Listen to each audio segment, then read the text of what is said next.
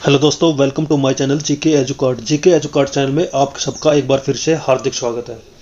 दोस्तों, ये मेरी भारतीय इतिहास सीरीज चल रही है जिसमें हम भारत के स्वतंत्रता संघर्ष के बारे में पढ़ रहे हैं। भारत के क्रांतिकारियों ने भारत की स्वतंत्रता के लिए कई लड़ाइयाँ लड़ी है, कई संघर्ष किए, विद्रोह किए, आंदोलन किए और कुछ क्रांतिकारियों ने फांसी पर लटक कर अपनी जान तक दे दी। तो भारत के स्वतंत्रता संघर्ष की इस सीरीज को आगे बढ़ते हुए शुरू करते हैं। भारत के स्वतंत्रता संघर्ष।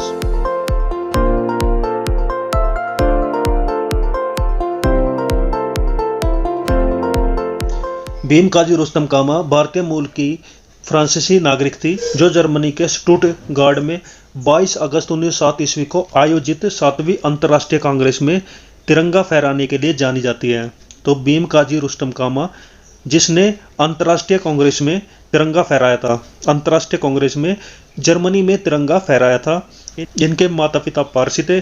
इन्होंने दादा भाई नारोजी के निजी सचिव के रूप में भी काम किया था। किसने? भीम काजी रुस्तम कामा, जिसने कांग्रेस का तिरंगा जर्मनी के स्टुटगार्ड में फहराया था। 1 जुलाई 1909 ईस्वी को मदन लाल डिंगरा ने विलियम कर्जन वाइली को गोली मारकर हत्या कर दी थी। 16 अगस्त 1909 ईस्वी को मदन लाल डिंगरा को मृत्युदंड दिया गया था क्योंकि मदन लाल डिंगरा ने विलियम कर्जन की गोली मारकर हत्या कर दी थी, इसलिए 1909 ईस्वी में उनको फांसी पर चढ़ा दिया गया था। 21 दिसंबर 1909 ईस्वी को अनंत कान्हरे ने जैक्सन को गोली मारकर हत्या कर दी थी। तो आप देख सकते हैं आज़ादी की चिंगारी भारतीय क्रांतिकारियों में कहां तक फैल चुकी थी। वाइसराय लॉर्ड होर्डिंग ने 1911 ईस्वी में दिल्ली में भव्य दरबार का आयोजन इंग्लैंड के सम्राट जॉर्ज पंचम और मेरी के स्वागत में किया था। तो इंग्लैंड के सम्राट थे जॉर्ज पंचम, जो 1911 ईस्वी में भारत में आए थे। तो उसके स्वागत के लिए वाइसराय लॉर्ड होर्डिंग ने दिल्ली में भव्य दरबार किया था। इस दरबार में उन्होंने निम्नलिखित घोषणाएं की थी। क्या की थी? बंगाल विभाजन को रद्द कर दिया था।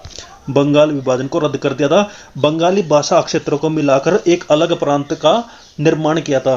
बिहार एक अलग राज्य बना था जिसमें उड़ीसा भी शामिल था। तो पहले उड़ीसा बिहार का ही हिस्सा था। राजधानी को कलकत्ता से दिल्ली स्थानांतरित करने की घोषणा भी इस भव्य दरबार में की गई थी। तो 1912 में दिल्ली भारत की राजधानी बन गई थी। तो पहले भारत की राजधानी क्या थी? कलकत्ता। आगे देखते हैं। 23 दिसंबर 1912 ईस्वी को रास बिहारी बोस ने दिल्ली में वाइसराय लॉर्ड होर्डिंग पर बम फेंका था। किस पर? वाइसराय लॉर्ड होर्डिंग पर बम फेंका था। किसने फेंका था? रास बिहारी बोस ने। 1907 ईस्वी की बात याद करिए। 1907 ईस्वी में सूरत में अधिवेशन हुआ था। सूरत में कांग्रेस का अधिवेशन हुआ था जिसमें नरम दल और गरम दल कांग्रेस दो भागों में बट चुकी थी। उस समय कांग्रेस के अध्यक्ष थे रास बिहारी बोस, जिसने 1912 ईस्वी में वाइसराय लॉर्ड होर्डिंग पर बम फेंका था, लेकिन इसमें वाइसराय होर्डिंग को कुछ नहीं हुआ था। इसके परिणाम स्वरूप 13 व्यक्तियों को गिरफ्तार किया गया था, जिसमें प्रमुख थे मास्टर अमीचंद, दीनानाथ, अवध बिहारी लाल, बाल मुकुंद, बसंत कुमार विश्वास, हनुमंत सहाय और बलराज। ये कुछ प्रमुख थे जिनको लॉर्ड होर्डिंग पर बम फेंकने के लिए गिरफ्तार किया गया था। दीनानाथ दबाव में आकर सरकारी गवाह बन जाते हैं और मास्टर अमीचंद, अवध बिहारी लाल और बाल मुकुंद और वसंत कुमार विश्वास को फांसी दे दी जाती है। 1 नवंबर 1913 ईस्वी में अनेक भारतीयों ने लाला हरदयाल के नेतृत्व में सैन फ्रांसिस्को अमेरिका में गदर पार्टी की स्थापना की थी। गदर पार्टी की स्थापना कब की गई थी? 1913 ईस्वी में। किसके नेतृत्व में? लाला हरदयाल के नेतृत्व में। सोन सिंह बाखाना इसके प्रथम अध्यक्ष बने। लाला हरदयाल इसके प्रथम मंत्री और काशीराम कोसा अध्यक्ष चुने गए। इस पार्टी के जो प्रथम मंत्री थे वो लाला हरदयाल थे और काशीराम जो है इसके कोसा अध्यक्ष चुने गए थे। 1 नवंबर 1913 ईस्वी को गदर अखबार का पहला अंक प्रकाशित हुआ था, जिसका प्रकाशन उर्दू में 1913 ईस्वी में किया गया था। 9 दिसंबर 1913 ईस्वी में यही अखबार गुरुमुखी लिपि में छापा गया था। इसके प्रत्येक अंक से पहले पृष्ठ पर लिखा जाता था अंग्रेजी राज का कच्चा चिट्ठा। तो गदर पार्टी के द्वारा जो अखबार प्रकाशित किया जाता था उसके, चाहे वो उर्दू में हो, चाहे वो गुरमुखी लिपि में हो, चाहे किसी भी भाषा में हो, उसके फर्स्ट पेज पर लिखा जाता था अंग्रेजी राज का कच्चा चिट्ठा। कोमागा तामारू जापानी जहाज। तो जापानी जहाज था कोमागा तामारू, जिसको बाबा गुरुदत्त सिंह ने 1914 ईस्वी में किराए पर लिया था। फिर क्या हुआ? इस जलयान में 351 यात्रियों के साथ 26 सितंबर 1914 ईस्वी को हुगली पहुंचा था। तो बाबा गुरुदत्त सिंह 351 यात्रियों को लेकर इस जहाज के द्वारा हुगली पहुंचे थे। कब पहुंचे थे? 1914 ईस्वी में। बलबज नामक बंदरगाह पर पहुंच जाने पर इस जहाज की तलाशी हुई और यहां पर संघर्ष हुआ। 18 यात्री इस संघर्ष में मार दिए गए और लगभग 25 यात्री इसमें घायल हुए थे। नेक्स्ट है 1915 ईस्वी में अंग्रेज सरकार ने केसरे हिंद से महात्मा गांधी को सम्मानित किया था। तो महात्मा गांधी को केसरे हिंद की उपाधि किसने दी थी? अंग्रेजी सरकार ने। कब दी थी? 1915 ईस्वी में। आगे देखते हैं कांग्रेस के लखनऊ अधिवेशन में। कांग्रेस का फिर लखनऊ में अधिवेशन होता है, उनकी लखनऊ में मीटिंग होती है। कब? 1916 ईस्वी में। इसमें कांग्रेस के दोनों दलों में एकता हो जाती है। कांग्रेस के दो दल कौन से बने थे? गर्म दल और नरम दल। कब बने थे? 1907 ईस्वी में। लेकिन 1916 ईस्वी में जो कांग्रेस का लखनऊ अधिवेशन होता है, इसमें ये दोनों दल फिर से इकट्ठे हो जाते हैं। इसी अधिवेशन में मुस्लिम लीग ने भी कांग्रेस से मिलकर एक संयुक्त समिति की स्थापना की थी, एक कॉमन कमेटी की स्थापना की थी। बाल गंगाधर तिलक ने स्वशासन प्राप्ति के लिए 28 अप्रैल 1916 ईस्वी को पूना में होम रूल लीग की स्थापना की थी। होम रूल लीग की स्थापना किसने की थी? बाल गंगाधर तिलक ने। कब की थी? 28 अप्रैल 1916 ईस्वी को। एनी बेसेंट ने सितंबर 1916 ईस्वी में मद्रास में होम रूल लीग की स्थापना की थी। तो होम रूल लीग की स्थापना किसने की थी? बाल गंगाधर तिलक ने और एनी बेसेंट ने। बाल गंगाधर तिलक ने कहां पर की थी? पूना में। और एनी बेसेंट ने कहां पर की थी? मद्रास में। जॉर्ज अरुंडेल को लीग का सचिव बनाया गया था। किस लीग का सचिव? जो होम रूल लीग की स्थापना मद्रास में की जाती है। गांधी जी ने प्रथम विश्व युद्ध के समय लोगों को सेना में भर्ती होने के लिए प्रोत्साहित किया था। प्रथम विश्व युद्ध जो 1915 में वर्ल्ड लेवल पर लड़ा जाता है, उसमें भारतीयों को सेना में भर्ती होने के लिए गांधी जी ने प्रेरित किया था। इसलिए लोग इन्हें भर्ती कराने वाला सार्जेंट कहते हैं। नेक्स्ट है 1916 ईस्वी में गांधी जी ने अहमदाबाद के करीब साबरमती आश्रम की स्थापना की थी। साबरमती आश्रम की स्थापना कहां पर की गई है? अहमदाबाद में। किसके द्वारा? गांधी जी के द्वारा। कब? 1916 ईस्वी में। आगे देखते हैं बिहार के एक किसान नेता होते हैं राजकुमार शुक्ल, जिसने गांधी जी को चंपारण आने को प्रेरित किया था। चंपारण आने के लिए किसने बोला था? राजकुमार शुक्ल ने। किसको? गांधी जी को। चंपारण आंदोलन के इस सूत्रधार की 20 मई 1929 ईस्वी को 54 वर्ष की आयु में मृत्यु हो जाती है। तो 1929 ईस्वी में मृत्यु हो जाती है। लेकिन उससे पहले 1917 ईस्वी की बात है, जब इस नेता ने, जो किसानों के नेता थे राजकुमार शुक्ल, उसने गांधी जी को बिहार में आने के लिए आमंत्रित किया था। गांधी जी बिहार में आते हैं और चंपारण आंदोलन की शुरुआत करते हैं। चंपारण आंदोलन क्यों किया जाता है? क्योंकि अंग्रेज जो है नील की खेती के लिए दबाव डालते थे, इसलिए उसके खिलाफ आंदोलन किया जाता है। अंग्रेजी अधिकार एमन, जिससे शुक्ला जी 25 वर्षों तक लड़ते रहे, उनके श्राद्ध क्रम के लिए 300 रुपये भेजा और कहा कि वह चंपारण का अकेला मर्द था। आगे देखते हैं गांधी जी ने सत्याग्रह का सर्वप्रथम प्रयोग दक्षिण अफ्रीका में किया था। सत्याग्रह का सबसे पहले आंदोलन गांधी जी ने कहां पर किया था? दक्षिण अफ्रीका में। दक्षिण अफ्रीका में गांधी जी कब गए थे? 1893 ईस्वी में। भारत में सत्याग्रह का पहला प्रयोग 1917 ईस्वी में चंपारण में किया गया था। चंपारण विद्रोह के कारण अंग्रेजों को 3 कठिया प्रथा को समाप्त करना पड़ा था। 3 कठिया प्रथा ये क्या रहती है? इसमें जो है अंग्रेज बिहार किसानों पर दबाव डालते हैं कि वो अपने 3 कट्ठे जमीन पर नील की खेती करें। 3 कट्ठे एक जमीन का पार्ट होता है जिस पर नील की खेती करना कंपलसरी किया था अंग्रेजों ने। तो इसके खिलाफ चंपारण विद्रोह शुरू होता है। बेसेंट ने 20 अगस्त 1917 ईस्वी को होम रूल लीग को समाप्त करने की घोषणा की थी। होम रूल लीग जो बेसेंट ने मद्रास में स्थापित की थी, उसको खत्म करने की घोषणा करती है एनी बेसेंट। 1918 ईस्वी में महात्मा गांधी ने अहमदाबाद टेक्सटाइल लेबर एसोसिएशन की स्थापना की थी। यह उस समय की सबसे बड़ी ट्रेड यूनियन थी। सबसे बड़ी ट्रेड यूनियन मतलब जहां से व्यापार किया जाता है। यह गांधी जी की ट्रस्टीशिप का सिद्धांत था।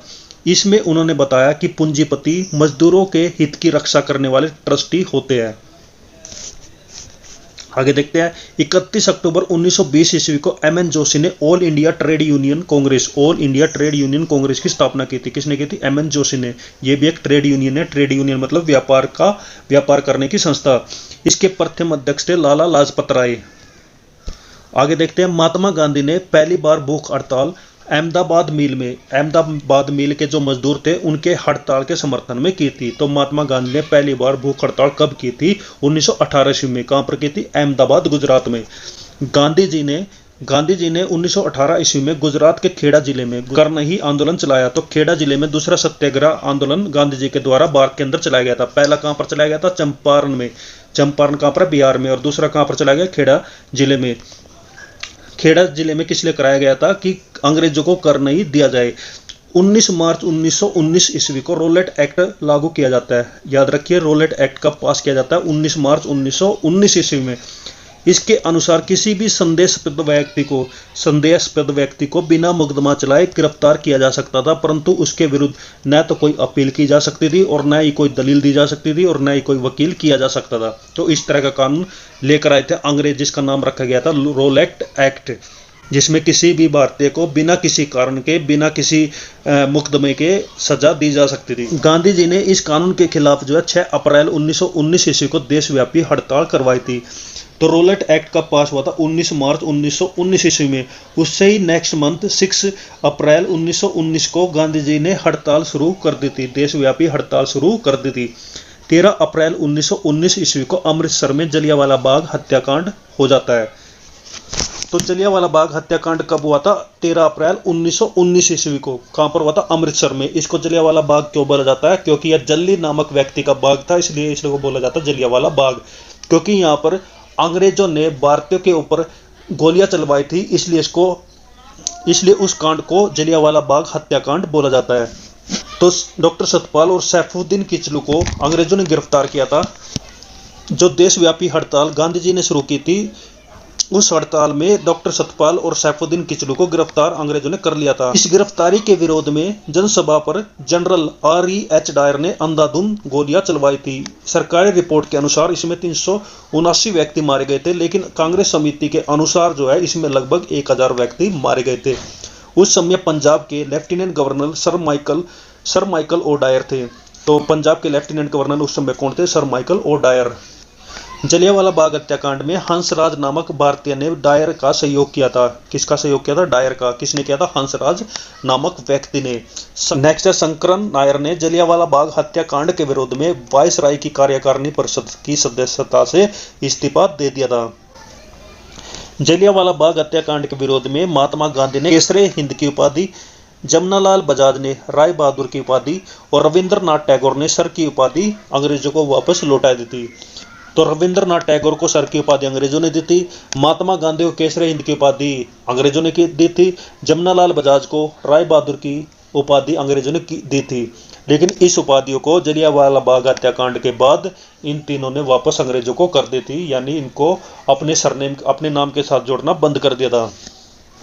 जलियांवाला बाग हत्याकांड की जांच के लिए अंग्रेजी सरकार ने 19 अक्टूबर 1919 ईस्वी में लॉर्ड हंटर की अध्यक्षता में एक कमेटी का गठन किया। तो जलियांवाला बाग हत्याकांड होता है, उसकी जांच के लिए एक समिति बैठाई जाती है, जिसकी अध्यक्षता कौन करते हैं? लॉर्ड हंटर, जो कि खुद एक अंग्रेजी अधिकारी थे। इसमें 5 अंग्रेज और 3 भारतीय इस समिति के सदस्य होते हैं। 3 भारतीय कौन होते हैं? सर चिमनलाल सितलवाड़, साहबजादा सुल्तान अहमद और जगत नारायण। आगे देखते हैं। कांग्रेस ने जलियांवाला बाग हत्याकांड की जांच के लिए मदन मोहन मालवीय के नेतृत्व में एक आयोग का गठन किया था। इसके अन्य सदस्यों में मोतीलाल नेहरू और गांधी जी को भी शामिल किया था। तो कांग्रेस ने भी जलियांवाला बाग हत्याकांड के लिए एक कमेटी का गठन किया था, जिसके अध्यक्ष रहते हैं मदन मोहन मालवीय और इसके सदस्य रहते हैं मोतीलाल नेहरू और गांधी जी। जलियांवाला बाग कभी जल्ली नामक व्यक्ति की संपत्ति हुआ करती थी, इसलिए इसको बोला जाता था जलियांवाला बाग। नेक्स्ट है खिलाफत आंदोलन। भारतीय मुसलमानों का मित्र राष्ट्रों के विरुद्ध, विशेषकर ब्रिटेन के खिलाफ तुर्की के खलीफा के समर्थन में आंदोलन था। खिलाफत आंदोलन जो है, तुर्की के जो राजा थे उस टाइम पे, तुर्की के जो राजा थे उसके समर्थन में भारतीय मुसलमानों के द्वारा किया गया था। किसके खिलाफ किया गया था? अंग्रेजों के खिलाफ। क्योंकि प्रथम विश्व युद्ध में इंग्लैंड और अमेरिका और कुछ राष्ट्रों ने मिलकर एक दल बनाया था, एक संगठन बनाया था, जिसका नाम मित्र राष्ट्र रखा गया था। तो तुर्की के राजा के खिलाफ अभियान चलाया था, क्योंकि तुर्की के सम्राट जो है उस समय पूरे मुसलमानों के खलीफा हुआ करते थे, इसलिए भारतीय मुसलमानों ने इनके खिलाफ आंदोलन किया था, जिनका नाम रखा गया था खिलाफत आंदोलन। 17 अक्टूबर 1919 ईस्वी को समूचे देश में खिलाफत दिवस मनाया गया। 23 नवंबर 1919 ईस्वी को हिंदू और मुसलमानों की एक संयुक्त कॉन्फ्रेंस हुई, जिसकी अध्यक्षता महात्मा गांधी ने की थी। और आगे देखते हैं रोलेट एक्ट, जलियांवाला बाग हत्याकांड और खिलाफत आंदोलन के उत्तर में गांधी जी ने 1 अगस्त 1920 ईस्वी को असहयोग आंदोलन शुरू किया था।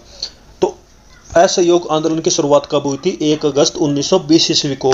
किस लिए किया गया था? रोलेट एक्ट कानून के खिलाफ, जलियांवाला बाग हत्याकांड के खिलाफ और खिलाफत आंदोलन के समर्थन में गांधी जी ने इस आंदोलन की शुरुआत की थी। असहयोग आंदोलन की पुष्टि भारतीय राष्ट्रीय कांग्रेस ने दिसंबर 1920 ईस्वी के नागपुर अधिवेशन में की थी। तो दोस्तों, ये आज की वीडियो है, इसको हम यहीं पर खत्म करते हैं। बाकी का इतिहास हम नेक्स्ट वीडियो में कवर करेंगे। तब तक के लिए आप इसका एक बार फिर रिवीजन करें और अच्छे से समझें। तो थैंक यू दोस्तों। जय हिंद, जय भारत, वंदे मातरम।